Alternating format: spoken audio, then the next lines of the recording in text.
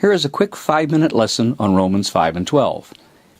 Romans 5 and 12 isn't referring to the death of animals. And don't tell me that we should just depend on the plain reading of the Word to understand the Bible. That's why so many people have it wrong. The verse reads, "Wherefore as by one man sin entered into the world, and death by sin, and so that death passed upon all men, for that all have sinned."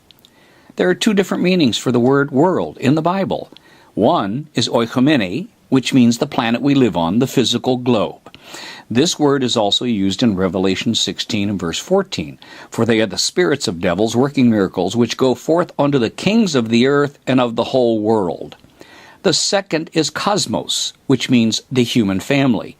Cosmos is also used in John 3 and 16. "For God so loved the world," the human family, not the ball of dirt we are standing on. Which word is used in Romans 5 and 12? You got it, cosmos. This verse is saying that death came to the human family because of Adam's sin. It doesn't say anything about sin coming to planet Earth. It's like you inviting someone into your house and saying, "Welcome to my little world." Your world is your home, not the surrounding neighborhood. The rest of the verse clearly states that the death being spoken of was confined to the human race and not the animal kingdom. It reads, "So that death passed upon all men, for that all have sinned." Because of Adam's disobedience, death passed upon who? All men. It doesn't mention animals at all. And if you insist that animals are included here, the verse continues, "For that all have sinned." Animals can't sin. So this verse cannot be referring to animals. It is only referring to humans. Period. And this verse is not even talking about physical death. It's talking about the spiritual death of the human race. Don't believe me? Look at Genesis 2 and 17. It reads, "But of the tree of the knowledge of good and evil thou shalt not eat of it, for in the day that thou eatest thereof thou shalt surely die." Surely die is muth. God promised Adam that if he ate the fruit, he would die within 24 hours. Adam ate the fruit. He didn't physically die. God didn't lie to Adam. God was talking about something other than physical death. He was talking about spiritual death, something animals cannot experience because animals cannot sin. And God really did mean that Adam would surely die on the day he ate the fruit, not that some long drawn-out process would begin and that he would eventually die down the road one day. The exact same literary structure is used in this verse in the words "surely die" as the words in Exodus 21 and 12 where we read about the death penalty for murder. It states, "He that smiteth a man so that he die shall be surely put to death."